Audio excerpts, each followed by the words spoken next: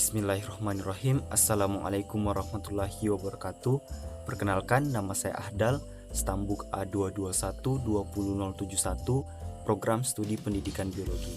Baiklah teman-teman, pada video saya kali ini saya akan membahas tentang percobaan 7 kami, yaitu mengenai koefisien muai panjang.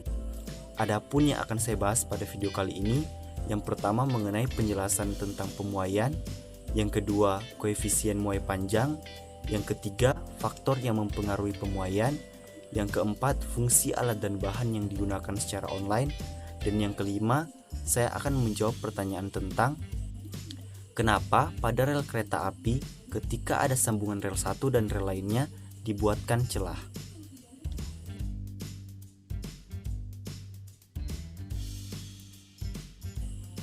Baik teman-teman, kita masuk kepada pembahasan kita yang pertama, yaitu mengenai pemuaian. Nah, apa itu pemuaian? Pemuaian adalah bertambahnya ukuran suatu benda akibat dari kenaikan suhu. Ukuran yang bertambah adalah panjang, luas, dan volume. Dengan demikian, ada 3 macam pemuaian, yaitu pemuaian panjang, pemuaian luas, dan pemuaian volume. Ketiga macam pemuaian tersebut terjadi pada benda padat.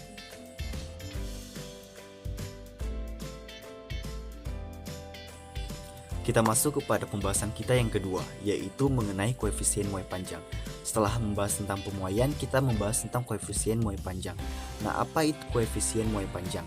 Koefisien muai panjang adalah bilangan yang menunjukkan pertambahan panjang benda tiap satu satuan panjang saat terjadi kenaikan 1 derajat Celcius.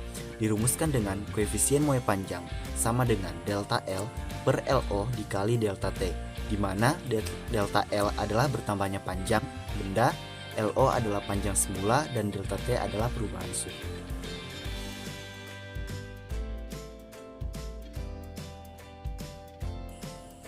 Nah teman-teman, setelah membahas tentang pemuaian, kemudian koefisien muai panjang, dan yang ketiga kita membahas tentang faktor yang mempengaruhi pemuaian.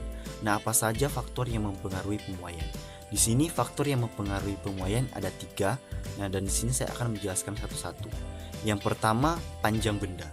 Nah, semakin panjang ukuran suatu benda padat yang dipanaskan, maka semakin besar pemuaiannya. Nah, faktor yang kedua yaitu besarnya perubahan suhu. Jadi, semakin besar perubahan suhu yang dialami suatu benda antara sebelum dan sesudah dipanaskan, maka semakin besar pula pemuaiannya. Yang ketiga, jenis zat padatnya. Jadi, misalnya aluminium. Pemuaian aluminium lebih besar dibanding baja dan tembaga. Hal ini berarti pertambahan panjang aluminium lebih besar dari tembaga dan baja.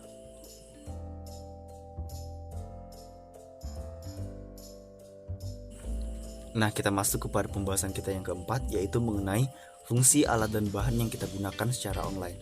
Berhubung percobaan ini kita laksanakan secara daring, maka alat dan bahan yang kita gunakan pun secara online. Nah, alat dan bahannya diantaranya yang pertama yaitu laptop atau notebook. Yang kedua, aplikasi virtual lab. Yang ketiga, pena ballpoint, dan yang keempat, lembar kertas. Nah teman-teman, adapun fungsi alat dan bahan dari yang saya sebutkan tadi, yang pertama laptop atau notebook.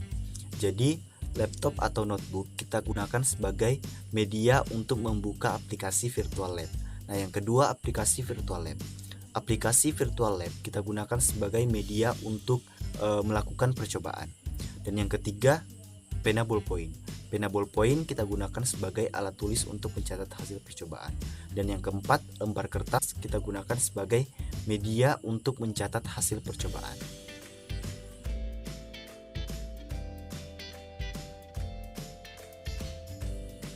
Nah teman-teman, kita masuk kepada pembahasan kita yang terakhir, yaitu pembahasan kita yang kelima. Seperti yang saya katakan di awal, di sini saya akan menjawab pertanyaan tentang kenapa pada rel kereta api ketika ada sambungan rel 1 dan rel 2 yang lainnya dibuatkan celah. Nah jawabannya, karena celah pada sambungan rel kereta api dimaksudkan untuk memberi ruang bagi besi untuk memuai. Besi termasuk benda yang akan memuai jika dipanaskan. Jika sambungan antar rel kereta api tidak diberi celah atau ruang, rel yang terbuat dari besi itu bisa bengkok akibat memuai.